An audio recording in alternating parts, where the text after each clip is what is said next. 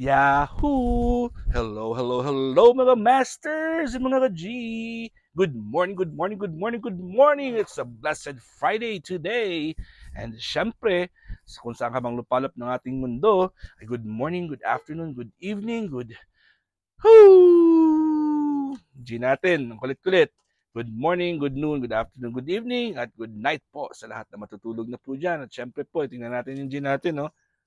Wala nang kapaguran yan. At wrestling niya na po yung pangalan niyang G. Kaya wala na to. Very yung G natin. Very hyperactive na talaga. Kasi lumalaki na po yung G natin at nauumay na po siya siguro sa kanyang lugar. Nauumay na po siya sa lugar niya. Kaya yun, gusto niya pong mag-explore. Alright mga masters, gusto na po ng G natin mag-explore. Kita nyo naman kung gaano siya ka-active ngayon. So ngayon po ay maglalagay na po tayo ng bumili na po ako ng pagkain niya. Ubos na po yung pagkain ng G natin. So dito tayo sa kanyang guaranteed freshness na lalagyanan. So syempre, ito po yung kanyang strainer sa baba. Lagyan na po natin yan ng isang tissue paper, ng isang towel, paper towel. Para po ay madrain po yung kung ano man yung basa dyan. At syempre, yung binili po natin is yung Super Greens. Super Greens lang po yung binili natin. Ito po. Bubuksan natin. Actually, na to eh. Diba? Ito na yung palagi niyang kinakain.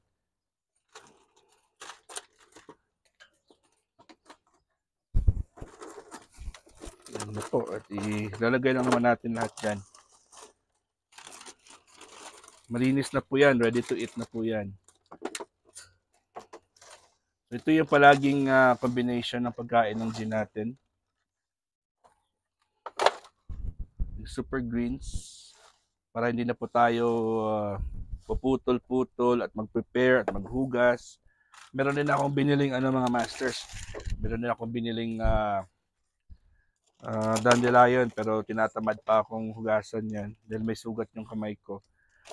Yung aking hintuturo sa aking right kanang kamay ay merong sugat dahil po tayo kinagat ng ating bidang-bidang si G, the green iguana. Ayan po. So yun na, hanggang mo siya. Makakakain na yan. So dito natin ilalagay yung kanyang pagkain. Diyan ka na muna. Stay. Like a dog. So dito natin ilalagay yan. Ayan o. Ayan, kakain na yan. Excited na po yan ng G natin. Kumain ng kanyang gulay. Pati yung aking kamay ay kanyang kinain. Yun o. Sige. Alright mga masters, si G natin ay gutom na yan. Kakain yan dahil po ay siya ay super active. So ito po naman ay lalagay natin syempre sa kanyang clip-on. Nalalagyanan ng kanyang food. This lang yan. At nahuhulog na palagi yung kanyang G na pangalan. Siya rin ay kakain na rin. Gutom na ata yung G natin. Op. Hindi na. Ayoko na magpakagat sa'yo. Kinagat niyo na ako kahapon. Isang beses lang. Okay na yan. Wag na ulit. So, lalagyan ulit natin ito ng tissue paper, ng paper towel. Sasaraduhan natin. Ayan mga masters. O, diba?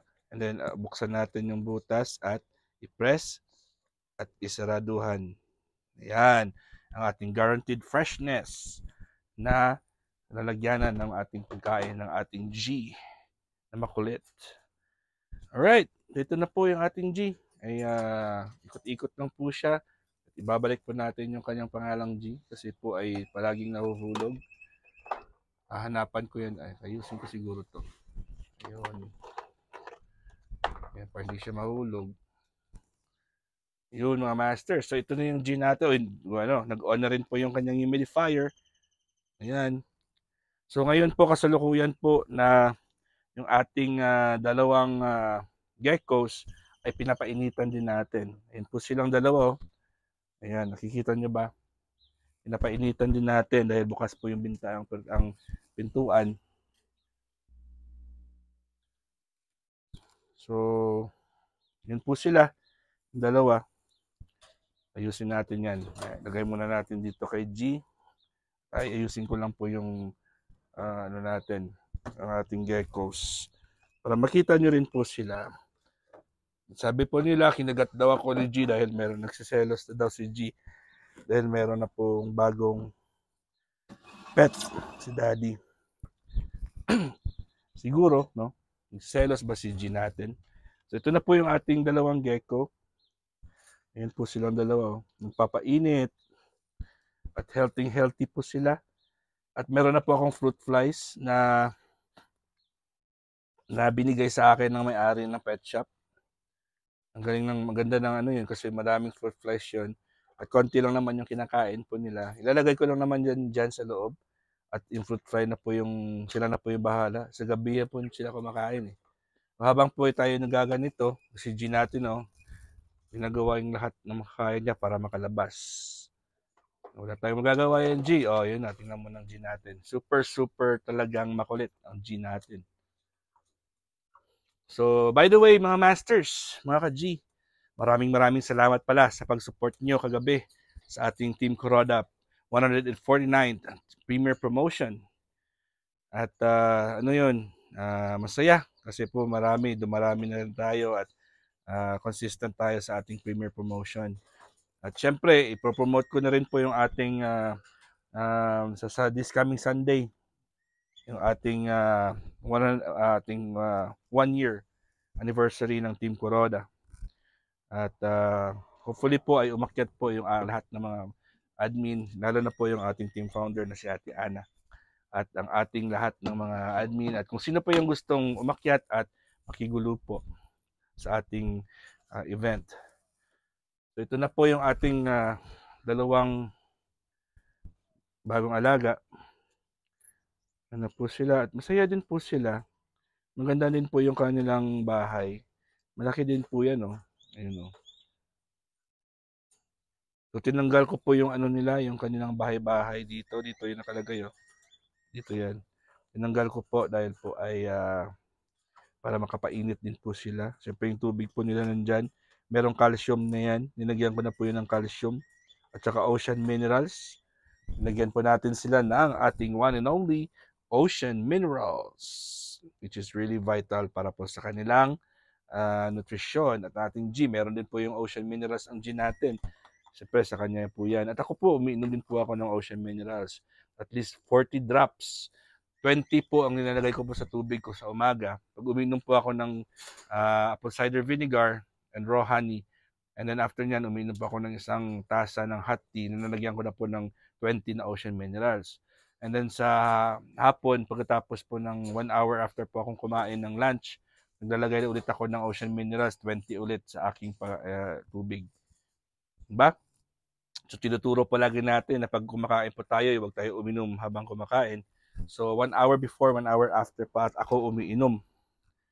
Kaya po, fina-follow ko talaga yan mga masters. Kasi po ay yan po ang paraan para ma-absorb talaga ng katawan natin yung pagkain. Pag umiinom tayo habang kumakain ay hindi na po nagiging potent yung ating enzymes.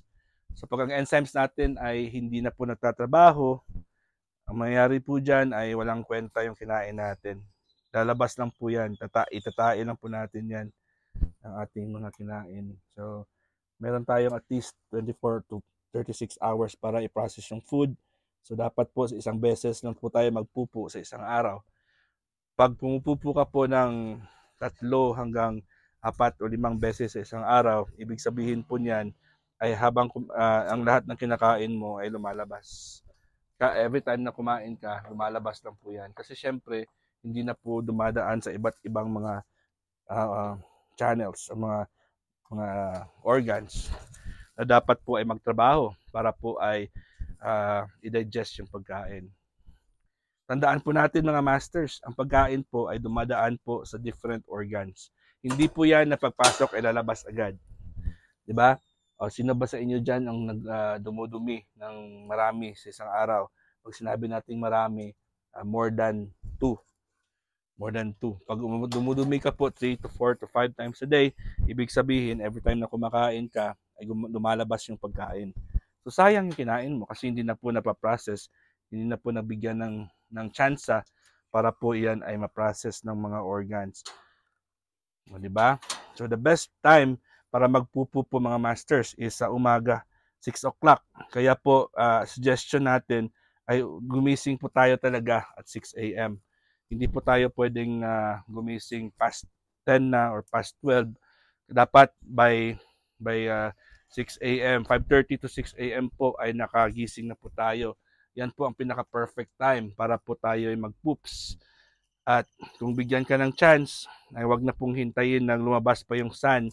Pag hindi pa nakalabas ang sun, ayun na po, umupo po ka na dyan sa inyong balkonia, sa porch nyo, or kung meron kayong grass or mga damo-damo dyan na malapit sa inyo na malinis, pwede kayong magpaa at iapak niyo po yung paa nyo sa damo. Or kung malapit kayo sa dagat, yun po ay lumakad-lakad ka po sa shoreline.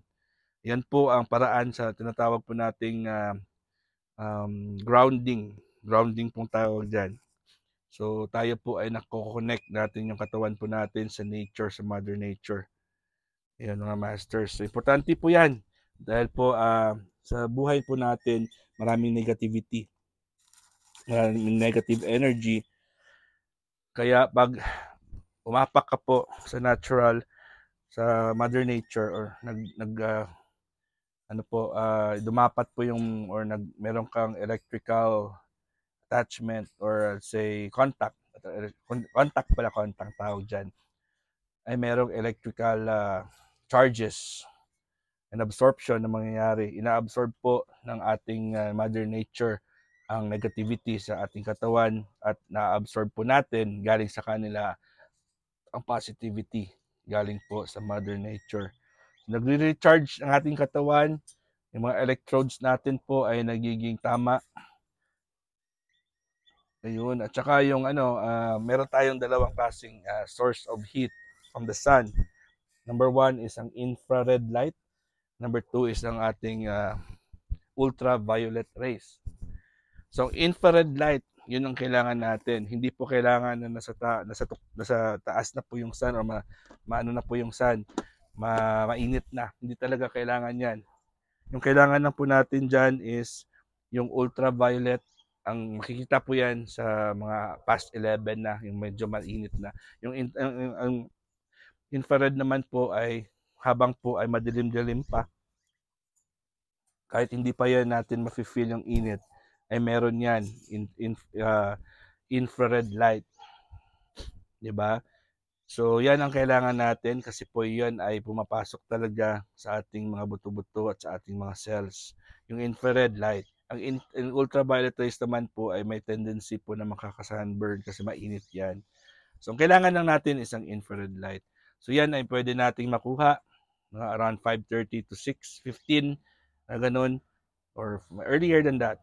Mas magandang lumakad-lakad na tayo, mag-jogging-jogging around 5:30, kasi 5:30 to 6:15. And then as you notice po, maingay po yung mga ibon sa umaga, lalo na pag mga around that time, dahil po ay sila po mismo ay nakakaramdam ng energy na lumalabas po sa ating ground at sa ozone at sa ating Mother Earth. Ay nagbibigay po yan ng extra beneficial energy, which is the energy na kailangan ng katawan natin.